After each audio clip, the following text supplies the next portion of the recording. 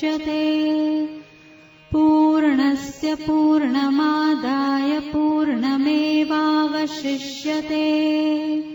ॐ शान्ति शान्ति शान्तिः।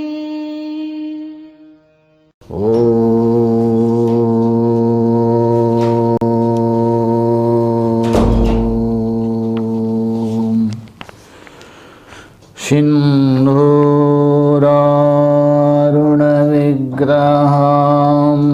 त्रिनयनां माणिक्यमौलिस्फुरत् तारानायकशेखरां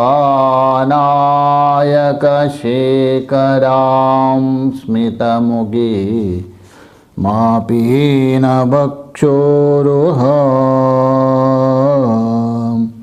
पाणिभ्यां बलिपूर्णरत्नचषकं रक्तोत्फलं बिभ्रति। सौम्यां रत्नघटस्थरक्तचरण ध्यायेत् परामम्बिकाम्।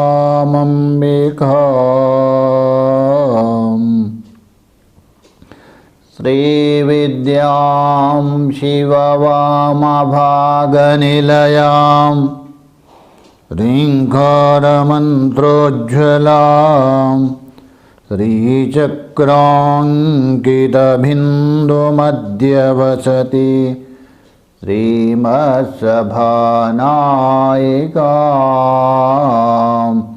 श्रीमच्छण्मुखविघ्नराजजननीं श्रीमज्जगन्मोहिनी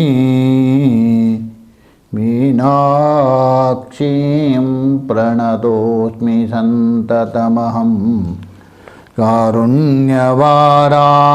निधिम्। ॐ आप्यायन्तु ममङ्गानि वाक्प्राणचक्षुश्रोत्रमतो बलमिन्द्रियाणि च सर्वाणि सर्वं ब्रह्मोपनिषदं माहं ब्रह्म निराकुर्यां मा ब्रह्म निराकरोरनिराकरणमस्त्वनिराकरणं मे अस्तु। तदात्मनि निरते य उपनिषत्सु धर्मा ते मयि सन्तो। ॐ शान्ति शान्ति शान्तिः।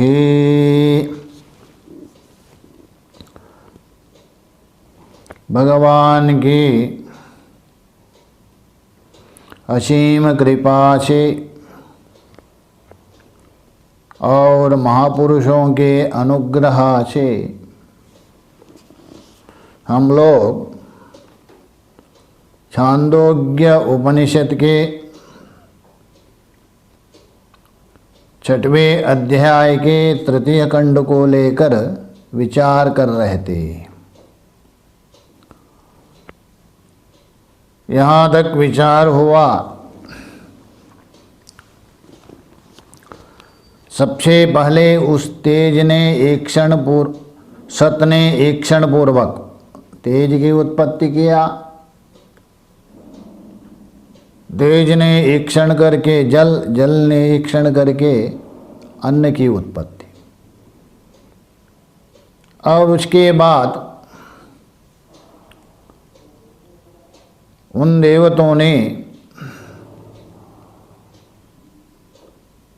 इन प्रसिद्ध प्राणियों के 3 ही बीज होते हैं। उन देवताओं के ही रूप स्वरूप इन पक्षी आदि प्रसिद्ध प्राणियों के 3 ही बीज होते हैं, अर्थात जो त्रिवितकृत है वही बाद में त्रिवितकृत होने के बाद प्राणियों की उत्पत्ति के लिए 3 बीज रूप में उपस्थित हो गए। अर्थात जितने भी जो प्राणी हैं, मतलब 84 लाख योनि हैं।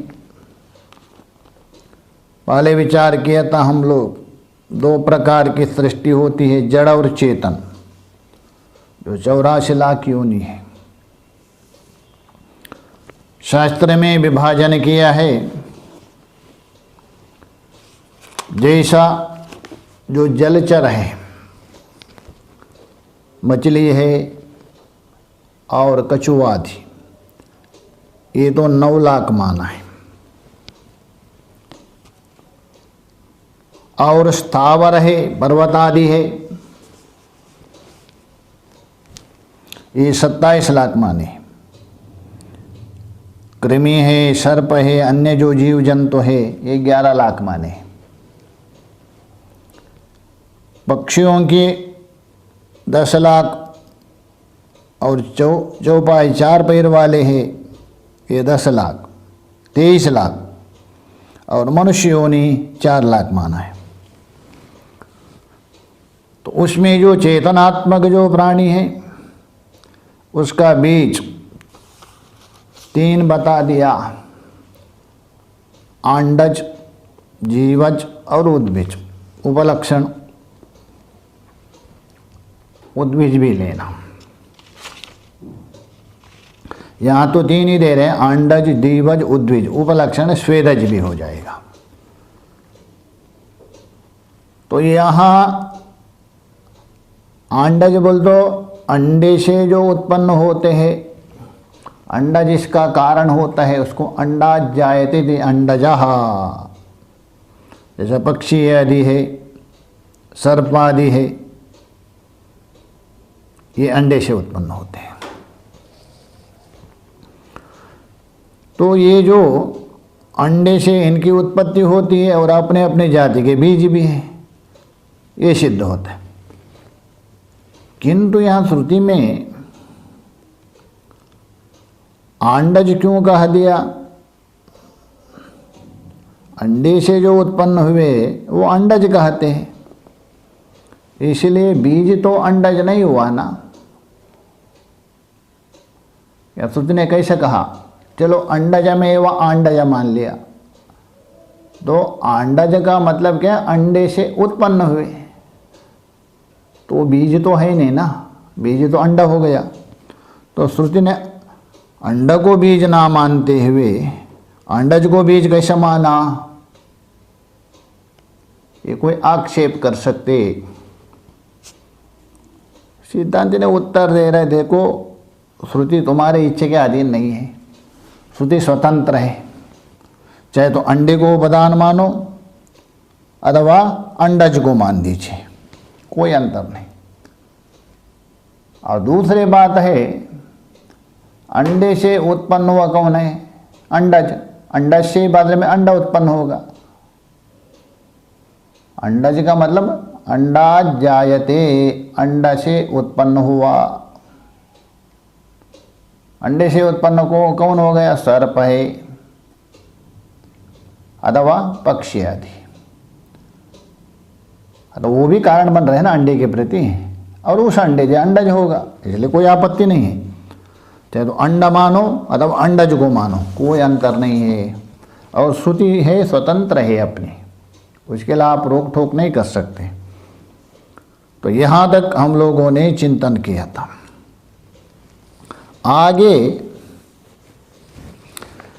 पुनः वो सतनाम का जो देवता है, पहले बताया था, सदैव सौम्या इदम अग्रे आसीत, वो सतदेवता है, सत परमात्मा है। पुनः एक क्षण किया, पुनः विचार किया उन्होंने। क्या विचार किया? आगे के मंत्र में बता रहे, देखिए। सयं देवता इक्षता हंता अहम इमां तीस्रो देवता अनेन जीवेन आत्मनानुप्रविश्य नाम रूपे व्याकरवाणीति। सयं, सयं शेयम, अर्थात उस इस सतनाम का देवता, अभी वो तेज, जल और अन्न के योनिभूत है, क्योंकि उससे ही तेज की उत्पत्ति हुई और उससे जल की उत्पत्ति हो गई, उससे अन्न की उत्पत्ति हो गई। अतः पृथ्वी इन तीनों का कारणभूत जो सतनाम का जो देवता है, उस देवता ने क्या किया?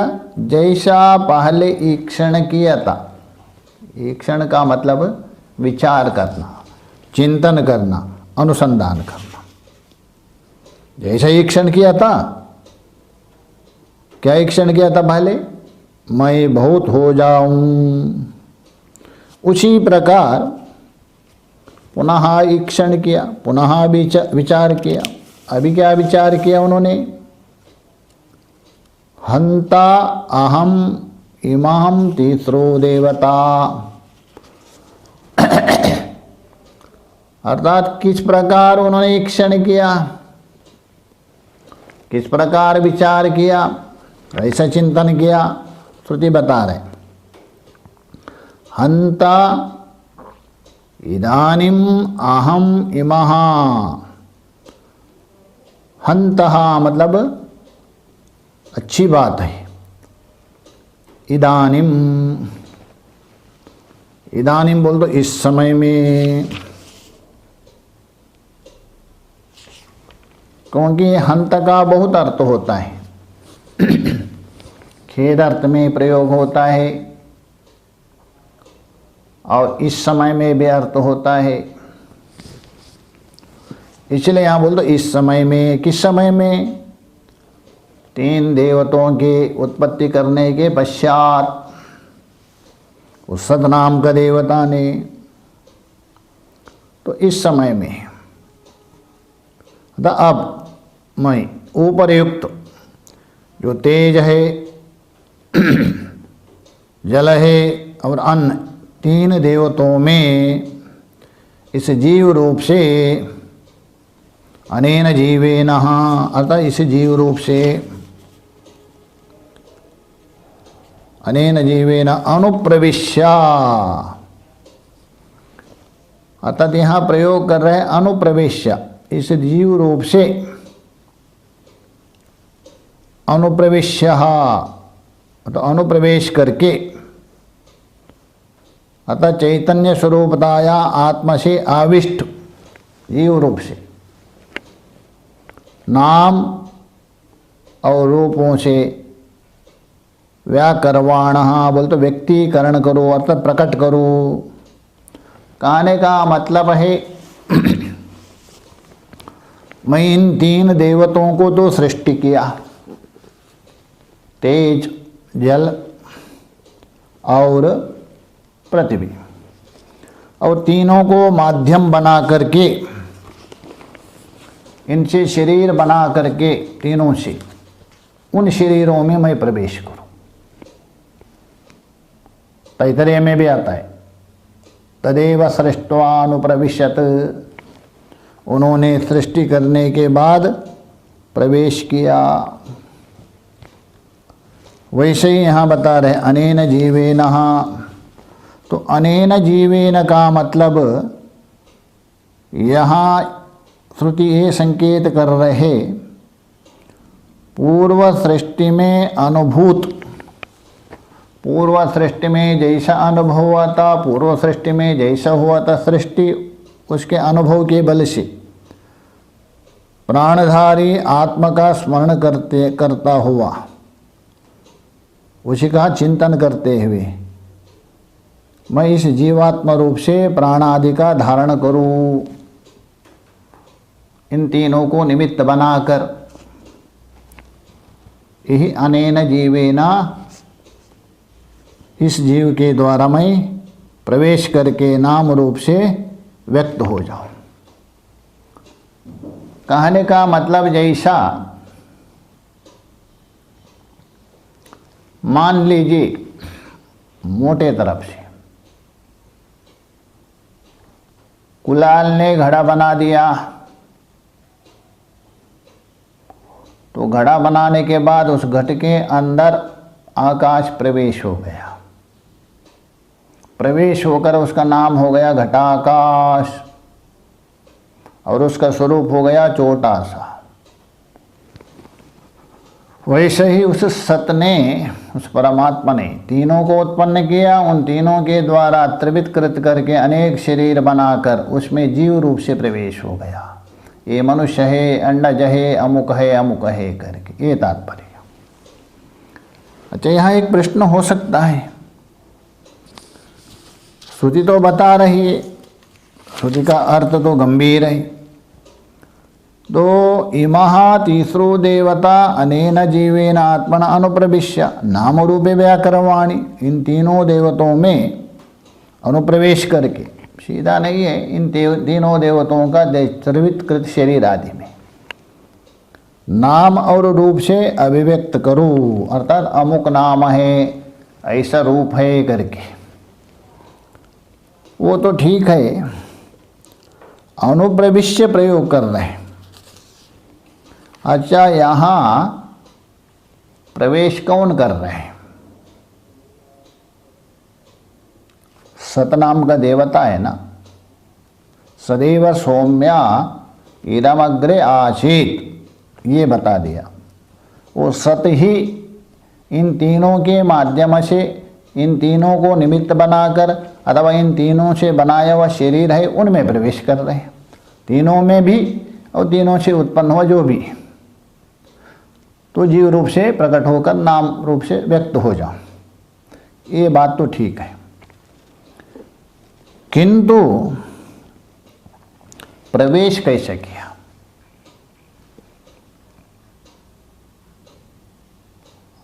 बता दीजिए। प्रवेश जो हो रहे, परिचिन्न वस्तु का परिचिन्न वस्तु में प्रवेश होता है। जैसा आप मकान में प्रवेश करते हो, मकान परिचिन्न है, आप भी परिचिन्न, आप मतलब शरीर, वो तो ठीक है। और मुख दर्पण में प्रवेश हो गया, वो भी ठीक है, प्रतिबिंब रूप से, क्योंकि मुख दूसरा है, दर्पण दूसरी है। अच्छा, अभी सत प्रवेश किया, जहां प्रवेश किया था सत था क्या? नहीं। जैसे घट में आकाश प्रवेश किया, आकाश था क्या? नहीं। यदि कहेंगे आकाश नहीं है तो व्यापक कैसा? और यदि व्यापक है प्रवेश कैसा? किंतु वहाँ प्रवेश नहीं, प्रवेश इव प्रवेश। घट बना दिया, वो घेराव डाल दिया, तो घेराव डाल दिया, उसी को ही प्रवेश कहा दिया, और कोई प्रवेश नहीं। वैसे ही यहाँ इन उपाधियों के साथ संबंध होना, तादात्म्य होना, यही प्रवेश है, अन्यथा कोई वास्तव में प्रवेश नहीं। तो ये तात्पर्य। अच्छा, यहाँ कोई एक प्रश्न कर सकते हैं, आक्षेप कर सकते हैं। देखिए, सत है आपका, सदैव सौम्य अग्रे आशित, ये कहा दिया था ना।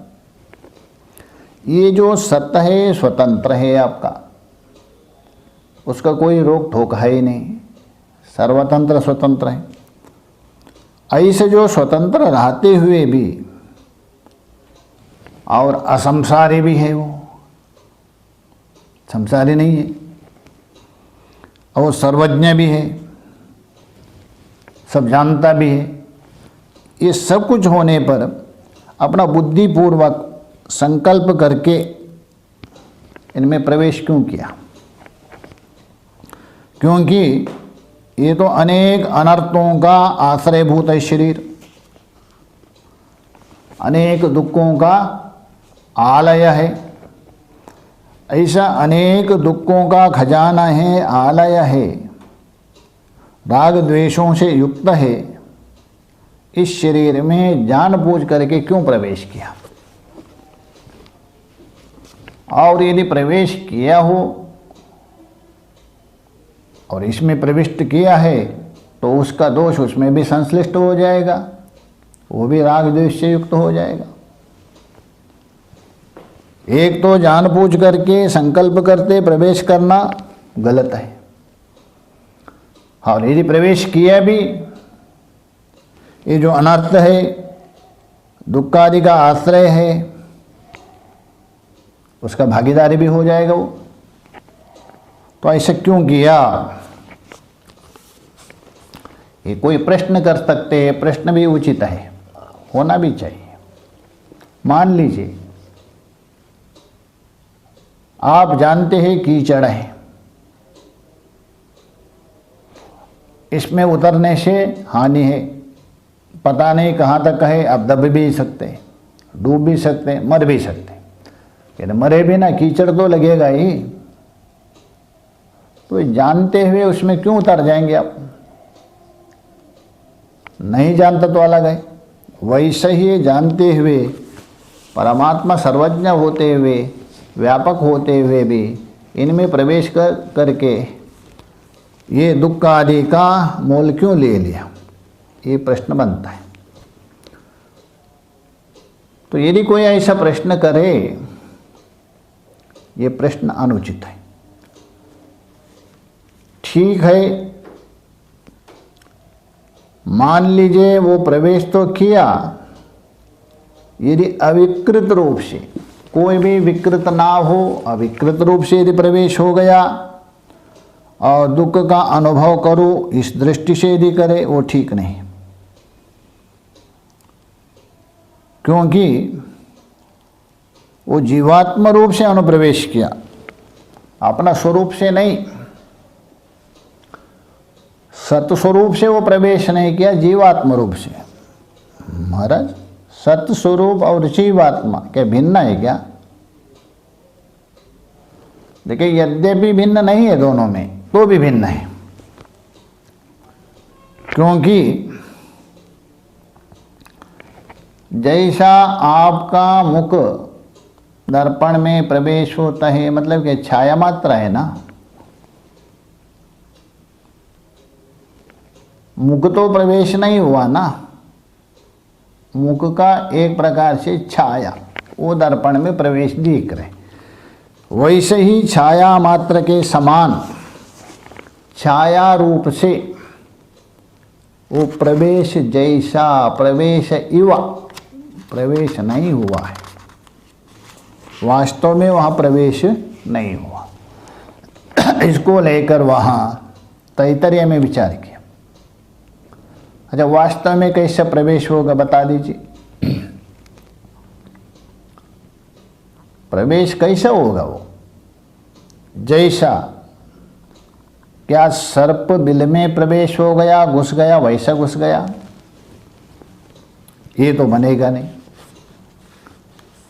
सर्प तो सावयव है ना, सर्प तो परिचिन्न है ना, और बिल भी परिचिन्न है, तो बिल में सर्प प्रवेश होगा, वैसा प्रवेश नहीं होगा, अनित्य होने लगेगा।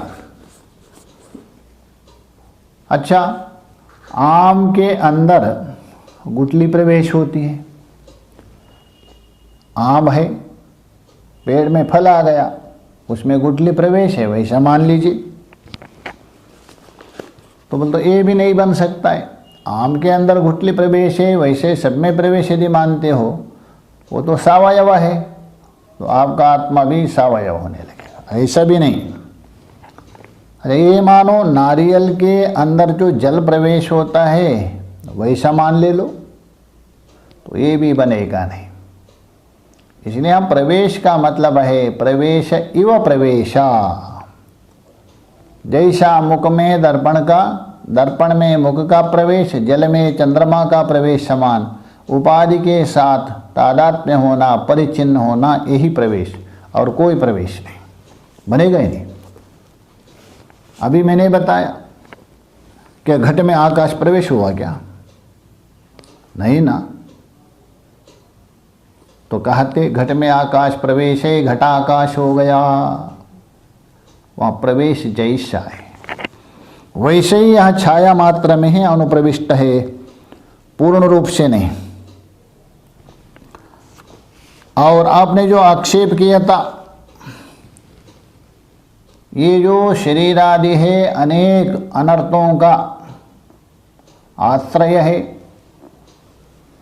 सुख दुख आदि का आश्रय है, उससे भी संस्पर्श होगा, ऐसा नहीं है। मान लीजिए किसी घड़े में चंद्रमा का प्रतिबिंब पड़ रहा है, जले घड़े में गंदगी है, जल में, क्या उससे संस्पर्श होगा? चंद्रमा संस्पर्श होगा? प्रतिबिंब भी संस्पर्श नहीं होता है, प्रतिबिंब के साथ ही संबंध नहीं होता है, तो बिंब के साथ कैसा होगा? नहीं हो सकता है। कहने का तात्पर्य उपाधिगत धर्म है, उसके साथ कोई भी संबंध नहीं कर सकता है, संसर्ग नहीं कर सकता है। ऐसा श्रुति में भी बता दिया है कठोपनिषद में। सूर्यो यतः सर्वलोकस्य चक्षुर न लिप्यते चाक्षुषेर बाह्यदोषे एकस्तथा सर्वभूतांतरात्मा न लिप्यते लोक दुःखेन बाह्यः। फर्स्ट बता रहे श्रुति, पहले दृष्टांत देकर समझा रहे हैं। कैसा? सूर्यो यतः सर्वलोकस्य चक्षु, जैसे सूर्य भगवान है, संपूर्ण जगत का एक नेत्र है, संपूर्ण जगत का चक्षु रूप है। अच्छा, सूर्य चक्षु है किन का? उस परमात्मा का, क्योंकि परमात्मा के 3 नेत्र मानते पुराण में प्रसिद्ध है, सूर्य, चंद्र और अग्नि। इसलिए संपूर्ण लोक का चक्षु रूप हो गया सूर्य, तो समष्टि चक्षु मान लीजिए। वेष्टि चक्षु हो गया आपका ये, वो हो गया समष्टि चक्षु। वो जो संपूर्ण लोक का चक्षु रूप सूर्य है, तो बाह्य दोषों से लिप्त नहीं होता। अच्छा, वो छोड़ दीजिए, आपका नेत्र भी देख लीजिए। वेष्टि है, आपने देखा गंदगी, आपने फूल के बगीचे देखा, क्या आपका नेत्र क्या लिप्त हो गए क्या वहाँ? नेत्र नहीं, आपका मन लिप्त हो गया वहाँ। नेत्र दोनों को बराबर देख रहे हैं।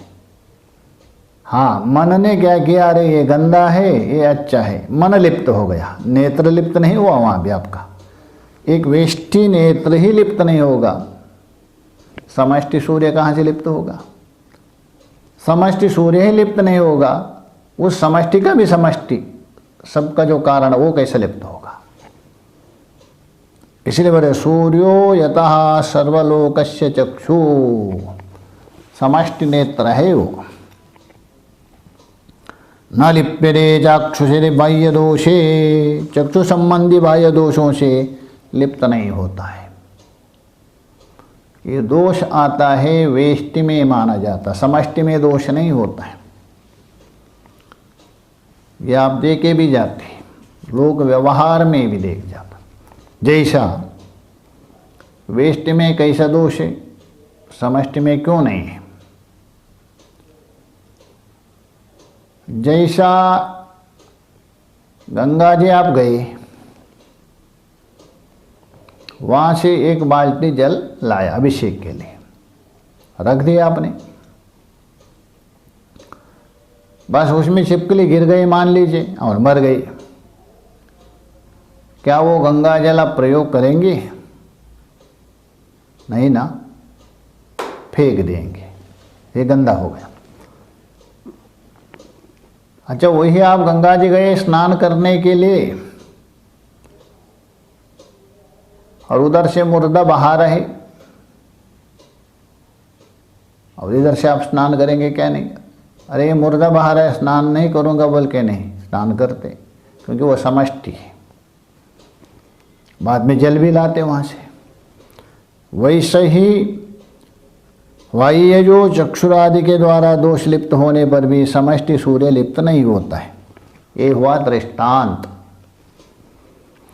इस दृष्टांत के द्वारा श्रुति क्या समझा रहे हैं? एकहा ततः, वैसे ही एक भूतांतरात्मा सभी प्राणियों के अंदर अंतरात्मा है, अंतर्यामी परमात्मा है। ना लिप्यते लोक दुखेन भैया, ये लौकिक दुखों से लिप्त नहीं होता है, संस्पर्श नहीं होता है, संसर्ग नहीं होता है, संबंधित नहीं होता है, बल्कि उनसे बाहर रहता है, मतलब पृथक रहता है, अलग रहता है, इसलिए लिप्त नहीं होता है। जैसा वेष्टि में लेके विचार कर दीजिए, आप जा रहे हैं, आप मतलब शरीर को लेके, आपका शरीर में थोड़ा कुछ लग गया, चिड़िया ने बीट किया, कुछ हो गया, तो बोलते गंदा हो गया, कहते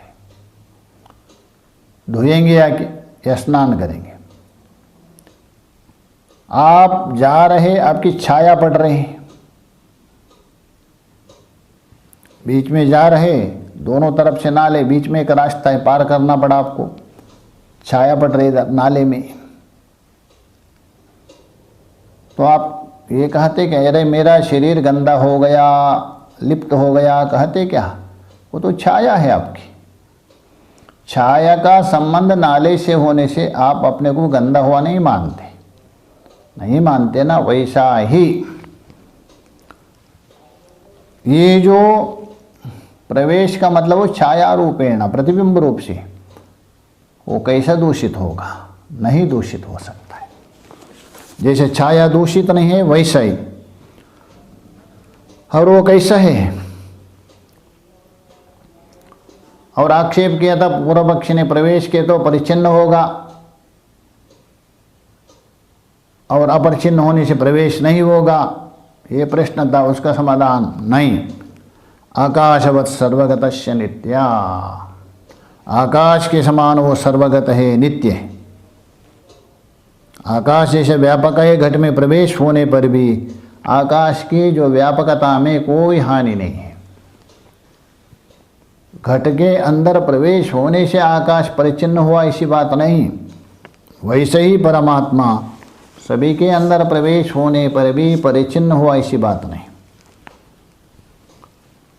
और दूसरा बात ये प्रवेश आदि है, प्रवेश इव प्रवेश, बृहदारण्यक में स्पष्ट कहा गया।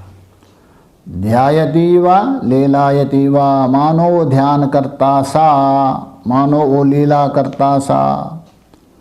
वास्तव में प्रवेश भी नहीं है, कुछ भी नहीं। तो इससे सिद्ध होता है वो किसी से भी लिप्त नहीं होता है। अरे पूर्व पक्षी जी, जो और भी ये भी जो अब आक्षेप किया है ये व्यर्थ है, क्योंकि एक ही परमात्मा है। उपाधि को लेकर अलग अलग अलग रूप से भान हो रहे, इसलिए प्रवेश कहा गया। प्रवेश के समान प्रवेश है, वास्तव में प्रवेश नहीं। एक ही सत्य है, वही मनुष्य लोक से लेकर देवलोक पर्यंत सब दिख रहे। और उपाधि को लेकर यदि विचार करते हो, मिथ्या है, उपाधि से रहित है, वो सत्य है। जैसा घट ज्ञान, पट ज्ञान, मट ज्ञान, सब में देखिए, घट ज्ञान बोलो घट विशिष्ट ज्ञान, पट विशिष्ट ज्ञान, मट विशिष्ट ज्ञान। तो घट विशिष्ट ज्ञान यदि मानते हो मिथ्या है, क्योंकि पट विशिष्ट ज्ञान के साथ नहीं रहेगा। और उसमें घट पट को छोड़ के ज्ञान ज्ञान ज्ञान जो है सामान्य, वो सत्य है, सभी में वो तप होता है। उपाधि को लेके गल तो मिथ्या है, स्वरूपतः वो सत्य। वैसे ही यहाँ वो एक होने पर भी अनेक सा दिखता है, अनेक नहीं, उपाधि के कारण, अतः कोई दोष नहीं है। इस प्रकार उसने उन 3 देवताओं में अनुप्रवेश कर, 3 देवता तेज आदि और 3 देवताओं से बना हुआ त्रिवितकरण सारा शरीर में, वो भी उपलक्षण। इस प्रकार एक क्षण करके मैं अपने स्वरूप में स्थित अव्याकृत नाम रूप से व्याकरण करूं। 1 2 तीनों में अनुप्रवेश भी किया और 1 2 अपने स्वरूप में स्थित अव्याकृत रूप से, अव्याकृत जो नाम है रूप है उसको व्याकृत करो। स्वयं के अंदर पड़ा हुआ अव्याकृत नाम रूप है उसको व्याकृत करो। अच्छा, नाम रूप है अव्याकृत के अंतर्भूत है, किंतु उसको व्याकरण करने के लिए कोई ना कोई उपाधि चाहिए। जैसा आपके सुख दुख किस में है? आत्मा में है? नहीं। शरीर में है? नहीं, किंतु मन में है। अच्छा, मन में जो आपके संस्कार पड़े हैं सुख दुख के, उसको व्याकृत करने के लिए आपको शरीर चाहिए क्या नहीं? प्रकट करने के लिए। वैसा ही तो ये सोच रहे अपने स्वरूप में जो अव्याकृत सारा संस्कार पड़ा है जगत का नाम रूपात्मक, उसको इन तीनों को आश्रय करके मैं उसको व्यक्त करूं, ये सिद्ध हो गया। क्योंकि बिना शरीर से प्रकट नहीं कर सकता है, इसलिए यहाँ नाम रूप से व्याकरण करो। उसको ही बता रहे आगे का मंत्र। तासाम त्रिविदितम एकेकं करवाणि इति सायं देवता इमाति स्रो देवता अनेनैवा जीवेन आत्मनानुप्रविश्य नाम रूपे व्याकरोत्। और तासाम, तासाम बोल तो उनमें से, तासाम उन 3 देवताओं में से, पहले जो सृष्टि किया था तेज जल और पृथ्वी, इन 3 देवताओं से एक एक को त्रिवित करो, मतलब एक एक का त्रिवितकरण करो। अतः एक का प्रधानता रहेगा और 2 क्या है उसमें गौण रहेगा। जैसा पंचीकरण में होता है वैसा ही यहाँ पंचीकरण में आधा अपना भाग 1/8 अन्य का रहता है, वैसे ही यहाँ अपना अंश प्रदान रहेगा और दूसरे का अंश गौण रहेगा। जैसा मान लीजिए मोटे तरफ से अपना अंश, जैसा तेज कहते हैं आप, त्रिवितकृत तेज, उसमें तेज का जो प्रधान अंश है आधा रहेगा और 1/4 अन्य दोनों का रहेगा, जल का और इसका, त्रिवितकरण को लेके। पंचीकरण को लेके आधा अपना, 1/8 रहेगा। तो इसलिए यही बता रहे, एक एक देवता को त्रिवित करो। करवाणी सायं देवता, ऐसा विचार करके, ऐसा चिंतन करके वो देवता, इमहा तीसरो देवता, ऐसा विचार करके इस देवता ने, सतनाम का देवता वही है, अभी 3 देवता बने। जीवात्म रूप से ही, अनेनैव जीवेन, इस जीवात्म रूप से उन 3 देवताओं में अनुप्रवेश किया। सतनाम का देवता है, उन्होंने त्रिवितकरण करके इन 3 देवताओं में, मतलब त्रिवितकृत देवता में, त्रिवितकृत देवता हो गया त्रिवितकृत तेज, त्रिवितकृत जल, त्रिवितकृत पृथ्वी, इनको बोलते त्रिवितकृत देवताओं में अनुप्रवेश करके नाम रूप से व्यक्त हो गया। कहने का मतलब वो तीन देवताओं में से एक एक का पहले त्रिवितकरण करो, इस प्रकार विचार किया। तो त्रिवितकरण करने के बाद उसमें एक की प्रधानता हो जाएगी, दो गौण रहेगा। और इस प्रकार करने के बाद उन्होंने ईक्षण करके उन देवताओं में, तीनों देवताओं में जीव रूप से प्रवेश कैसा, जिस प्रकार सूर्य का प्रतिबिंब जलादि में प्रवेश होता है, मुख का प्रतिबिंब छाया दर्पण में प्रवेश होती है, वैसा ही प्रवेश हो गया। अर्थात प्रवेश होकर अलग अलग नाम से प्रसिद्ध हो गया जीवादि, ये बता दिया। आगे पिताजी बता रहे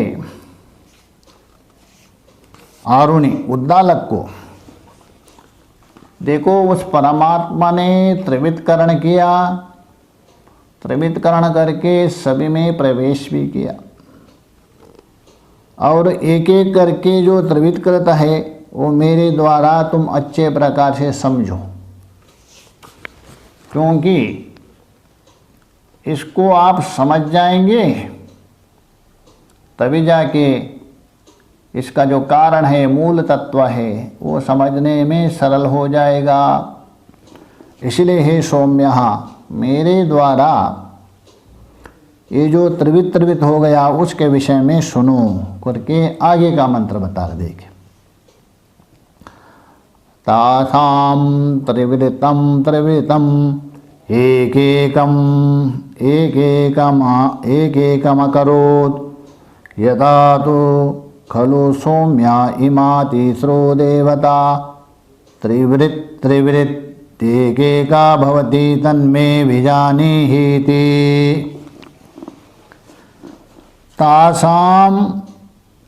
तासाम बोल तो तासाम च देवतानाम, उन देवता ने त्रिवृतम, ये तीन देवता थे ना, उन देवताओं ने क्या किया, एक एक को, तो ये बोल रहा है उन देवता ने उनमें से मतलब तीनों में किसी एक से प्रत्येक को त्रिवित किया। मतलब अभी तक अत्रिवितकृत था।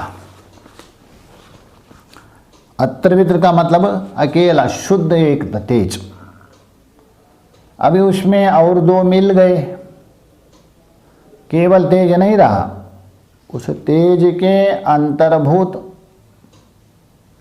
जल और पृथ्वी का अंश भी मिल गया, तभी त्रिवितकृत हो गया। जल के अंतर्भूत भी तेज और पृथ्वी का अंश मिल गया, पृथ्वी में भी तेज और जल का अंश मिल गया, ये त्रिवितकृत है। यही बता रहे, उन देवता ने उनमें से प्रत्येक को, उन देवता ने मतलब सतनाम का देवता, ईश्वर नाम का देवता, उसने उन प्रत्येक देवता, प्रत्येक मतलब तेज आदि, त्रिवित किया, तीन तीन भाग किया, अर्थात एक एक को तीन तीन भाग किया।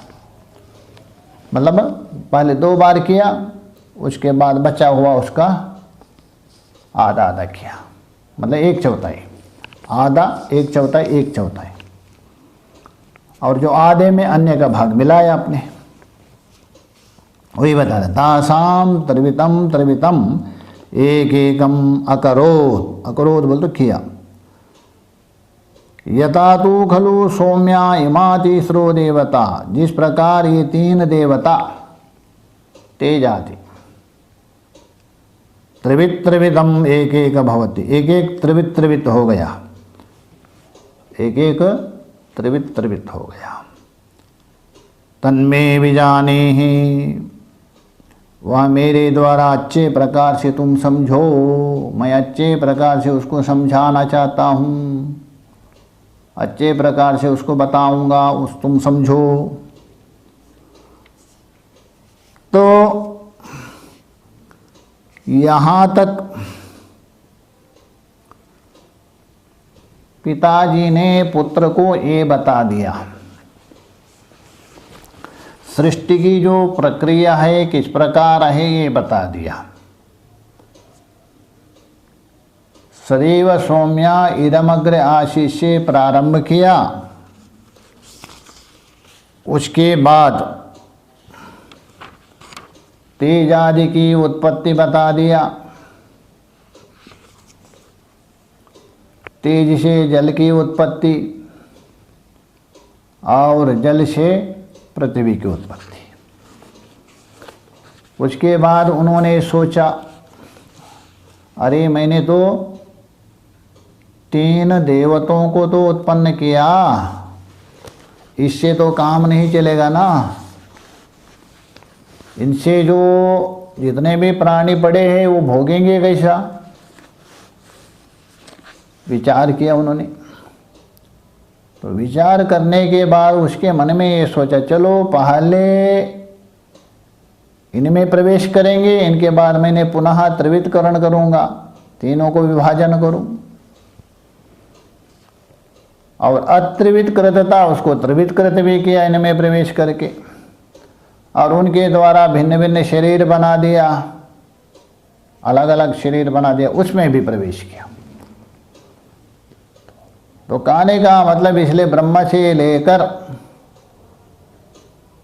चींटी पर्यंत सारा जगत सबको उसने निर्माण किया, उत्पन्न किया और उसमें प्रवेश भी हो गया।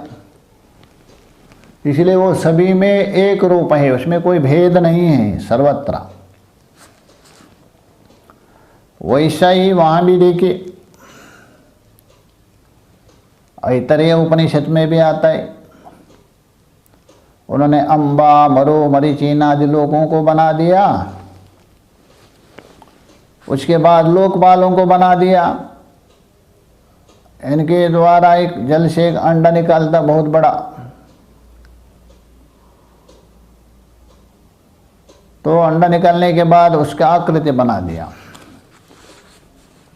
और वो देवताओं ने कहा, लोकपालों ने कहा, अरे हम लोगों के लिए रहने के लिए कोई ना कोई रास्ता लाओ, हम कहाँ रहेंगे जिसमें रहकर हम भोग करें।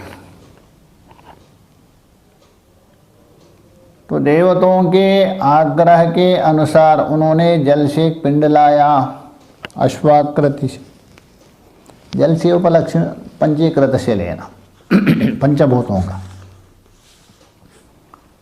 उन्होंने कहा ये भी ठीक नहीं है, गाय का आकृति के लाया, ये भी ठीक नहीं है, सभी प्राणियों का आकृति से लाया, ये भी ठीक नहीं है। सब निराकरण करते गए, सब निराकरण करते गए। अंतिम में जाके मनुष्य के आकृति के समान एक पिंड लाया। तो मनुष्य आकृति के पिंड लाया, उसमें प्रवेश करो। तो प्रवेश करो बोल तो सारे देवता प्रवेश किया, सारे अपने अपने स्थान में। सूर्य नेत्र में जाके, दिशा स्रोत्र में जाके, वाग मुख में जाके प्रवेश किया। उसके बाद भूख प्यास ने कहा, अरे हम लोग को भी कोई व्यवस्था करो भूख प्यास के लिए करके। उन्होंने अन्न की उत्पत्ति की, भिन्न भिन्न प्रकार के अन्न की उत्पत्ति की। अन्न की उत्पत्ति करने के बाद देवताओं को कहा उसको ग्रहण करो। वाणी ने प्रयत्न किया अन्न को ग्रहण करने के लिए, नहीं हुआ। नासिका ने किया, नहीं हुआ। नेत्र ने किया ग्रहण करने के लिए, किसी से ग्रहण हुआ नहीं। अंततः अपान प्राण के द्वारा ही ग्रहण हुआ। कहने का मतलब अन्न प्राण के द्वारा ही खाया जाता है, इसलिए प्राणी कहते। तो वहाँ सृष्टि का प्रकरण अलग है, भिन्न प्रकरण है। और तैतरीय में अलग है, आकाश आदि पांचों को उत्पन्न किया, उसके बाद पंचीकृत हो गया, उसके बाद प्रवेश हो गया। इसलिए सृष्टि का प्रकरण अलग अलग है, भिन्न भिन्न है, कोई यहाँ आग्रह नहीं है। इसलिए यहाँ बता रहे, हे सौम्य, अभी तक मैंने आपको ये बता दिया कैसे सृष्टि हो गई, और त्रिविध त्रिविध क्रिया ये भी बता दिया, और तीन देवता एक एक तीन प्रकार का कैसा हुआ ये भी सांकेतिक बता दिया। आगे मैं आपको विस्तार पूर्वक बताएंगे, क्योंकि पहले बताने का एक तरीका होता है, पहले संक्षेप से बताते हैं, बाद में उसी को ही विस्तार रूप से बताया जाता है। तो इन सब का एक ही तात्पर्य है, एक ही मकसद है, बस इस सृष्टि के द्वारा और कुछ नहीं बताना आपको, सृष्टि के द्वारा उसका कर्ता को बताने तात्पर्य है। ये तो केवल एक आपको समझाने के लिए एक प्रक्रिया मात्र है, सृष्टि है ही नहीं, तो है ही नहीं तो सृष्टि के विषय में आप क्या कहेंगे। इसलिए बहुत लोग आक्षेप करते, अरे आपके जो उपनिषद है ना, उस उपनिषद में अलग अलग प्रकार की सृष्टि बता रहे, और कोई उपनिषद कुछ बता रहे और उपनिषद कुछ बता रहे। बृहदारण्यक में कुछ अलग सृष्टि, यहाँ छांदोग्य में कुछ अलग सृष्टि, तैतरीय में कुछ अलग सृष्टि, ऐतरेय में कुछ अलग सृष्टि। तो ये भिन्न भिन्न सृष्टि कैसा हो सकती है, अलग अलग कैसे हो सकती है। तो एक ही वेद है, उपनिषद भले हो अलग अलग, किंतु हाई एक वेद का अंतर्भूत है ना, वो अलग अलग कैसे हो सकते, ऐसा आक्षेप करते। देखो, आप स्वप्न देखते हो, स्वप्न देखते हैं, कभी क्रमिक स्वप्न देखते हैं क्या नहीं। क्रमिक का मतलब जैसा पहले राजा था, उसके बाद उसका विवाह हो गया, उसके बाद उसका संतान हो गया, उसके बाद पुत्र आदि राजा दिया, उसके बाद वो वानप्रस्थ में गया। ये क्रमिक है। और एक होता है अक्रमिक, एक साथ देखते आप, राजा भी है, शादी भी है, संसार भी है, मरना एक साथ देखते हैं, ये भी देखते। अथवा कभी अपने आप को आप 4 सिर वाले देखते, 2 सिर वाले देखते, क्यों ऐसा? स्वप्न एक जैसा क्यों नहीं होता है, अलग अलग क्यों दिख रहे? क्योंकि स्वप्न सत्य नहीं है, कल्पित है, वासनामय है। किंतु स्वप्न को देखने वाला है ना, स्वप्न दृष्टा, वो अलग नहीं है। स्वप्न को प्रकाशित करने वाला तत्व वो एक है ना, उसमें कोई भेद है क्या? नहीं है ना, नहीं। वैसे ही यहाँ सृष्टि भले अलग अलग हो, सृष्टि है ही नहीं। यदि होता तो ये मतमतांतर क्यों होता है? पुराण में भी देखिए, कोई कहते विष्णु से हो गई, कोई कहते ब्रह्मा से हो गई, कोई कहते शिव से कह दिया, अलग अलग है। इसलिए वास्तव में है ही नहीं। हाँ, सृष्टिकर्ता एक है, जिसमें जो आरोपित है, आरोपित आप कैसा भी कर सकते हो, वो नियम भी हो सकता है। जैसा आपके मुट्ठी में 5 अवले हैं अथवा 5 कोई वस्तु है, एक साथ भी फेंक सकते, एक एक भी फेंक सकते हैं, कोई क्रम भी नहीं है उसमें। वैसे ही सृष्टि में कोई आग्रह नहीं है। तात्पर्य है सृष्टिकर्ता में वो कौन है, उसमें किसी का मतांतर नहीं। यहाँ भी सदैव सौम्यदम अग्र आशित कहा, तैतरे में तस्माद व ये तस्माद आत्मना, ऐतरे में आत्मा ही था, उस आत्मा से हो गया, इसलिए उसमें कोई अंतर नहीं। सृष्टिकर्ता में कोई अंतर नहीं है, सृष्टि में मतांतर हो सकता है। अतः सृष्टि का निरूपण इसलिए कर रहे, सृष्टि का प्रतिपादन इसलिए कर रहे, सृष्टि के लिए सृष्टि का तात्पर्य नहीं। सृष्टिकर्ता एक है। अच्छा, वो है कौन है?